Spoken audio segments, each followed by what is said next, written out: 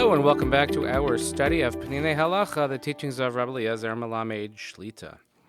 We continue our study of the laws of Shavuot as we're discussing first the philosophical background and meaning of the holiday of Shavuot, and we continue with chapter 3, Perek Gimel. Mereishis haBariah haisa haaretz yireh shehesneh HaKadosh Baruch Hu imasa bereishis v'amar lahem. So from the beginning of creation, the entire world understood that God made a certain condition during the period of creation. V'amar lahem, im Yisrael makablim haTorah atem miskamim. So with all of creation, the world, the land, the earth, God, so to speak, made a Tanai, a condition with them, that if the Jewish people will ultimately accept the Torah when the time comes, then you will remain. V'im lav ani machzer eschem l'tohu vavohu. Again, this is the Gemara in Shabbos, that if the Jewish people would somehow not accept the Torah, then God said to all of creation that I will turn you back to how you started, which is tohu vavohu, which is complete nothingness. V'zeu shene'emar, vayar Elokim es kol asher asa v'hinei tov ma'od, as we have in the very first chapter of the Chumash, towards the very end of that chapter, that God saw everything he had made, and v'hinei tov ma'od, it was good, it was very good. Vayi'er vayivoker yom hashishi. The pasuk says, as we have been following the formula throughout all the days of creation, Vayi'er vayivoker yom echad, sheni, etc. When it comes to the sixth day, it says hashishi, with an extra hey. Nosfa hey leyom hashishi, l'lamed shekol kiyumo shel ha'olam toli be'osi yom shishi b'sivan, shebo yagiu Yisrael lahar Sinai v'kabel es haTorah. Meaning, the identifier yom hashishi, the sixth day, not the original sixth day. What is the sixth day? That everything was dependent on, the entire world sustaining its viability, its ability to remain created, was dependent on that sixth day, the sixth day of Sivan, when the Jewish people would ultimately arrive at Mount Sinai to accept the Torah. Bepoel, HaTorah nasno lanu b'yom ha'chamishishim ve'echad l'sfiras omer. In actuality, the Torah was given on the 51st day of the counting of the Omer. How does that work? Sheken kasher tziva Hashem es Moshe ladil v'nei Yisrael sheyiskadshu b'meshach yomayim likras matan Torah sheyeh b'yom shishi b'shavua hosif Moshe Rabbeinu yom echad. Because when Moshe Rabbeinu told the Jewish people that they should prepare themselves and sanctify themselves a couple of days before the giving of the Torah, which is going to be on the sixth day of the week, he added one more day. And he told them that they had to sanctify themselves a period of 3 days. HaKadosh Baruch Hu, God, agreed with Moshe to add that extra day, and therefore his revelation took place on Shabbos.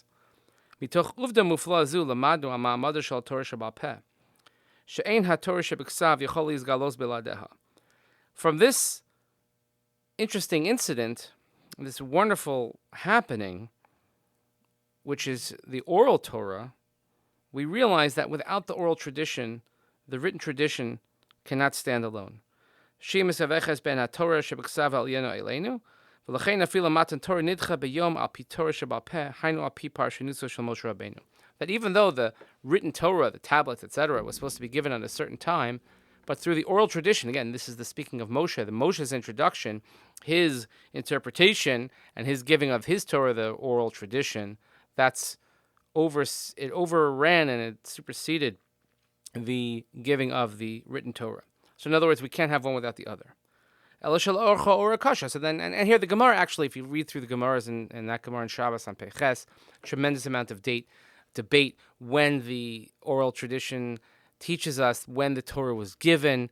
Was it the 6th? Was it the 7th of Sivan? Very complicated. Again, we have a fixed calendar, so we have a certain established date, as we'll see in a moment.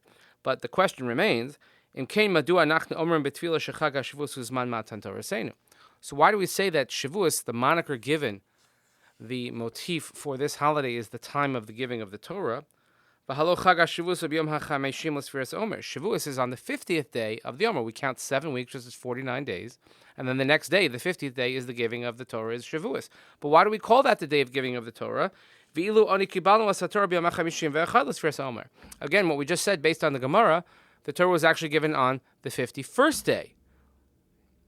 So how do we reconcile that? Why do we call Shavuos Zman Matan Toraseinu? Ela shebe'emes la'achar shenishlam Sfiras Omer higia hayom HaKadosh Bo Zika Osan Hashem b'Torah. The truth is that when we finish the counting of the Omer, we finish 49 days. Then we have the 50th day, which is the day that Hashem merited our people to have the Torah. And that's how it was in the heavens. Shekvar b'yom hachamishim haTorah nitna lanu. That already on the 50th day the Torah was prepared and given to us. Ela she'anachnu nizkaknu la'od yom k'dei lekabel oso b'poel. However, we, the people, the humans, the Jewish people, we needed an extra day so that in actuality we could receive the Torah, another day of preparation. Aval ledoros nikba yom matan Torah lefi hayom she'osa kiddush HaKadosh Baruch Hu matan Torah. When we talk about Shavuos as Zman Matan Toraseinu, that's the day that Hashem was ready to give it to us, even though we were not yet ready to accept it. And then that day, Hashem could have given us this Torah, the Torah, in actuality, but Poel. This is all based, he says, on the teachings of the Maharal. Again, a lot of conversations about this, a lot of discussions about it. We go back to our original premise, how we started these chapters, the fact that Shavuos is not given a calendar date.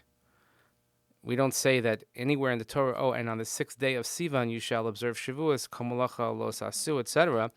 But rather, it stems from Pesach. So we're talking about a process by which we had to go from a nation that was slaves, and now we have to become a people that will accept godliness in the world, will accept the words and the yoke of the Torah, the Ol HaTorah as it's known, and the very important interplay between the Torah Shebeksav, the written tradition, and the oral tradition, which is key. Often people think that, I just need the Chumash, I don't need the Gemara, I don't need the Talmud or the Mishnah or the Rishonim and the Acharonim and the Shulchan Aruch, but we need all of that, and we're constantly trying to figure out, trying to understand, trying to improve our performance and our understanding by using all the tools that we have at our disposal. And this is what we celebrate on the Yontif of Shavuos, and this is what we are building up each and every day of the Sefira as we get closer and closer to this beautiful Yom Tov. So again, I want to thank you all for listening. Hope you have a great day, and we'll see you here again next time as we study Peninei Halacha, the teachings of Rabbi Eliezer Melamed Shlita.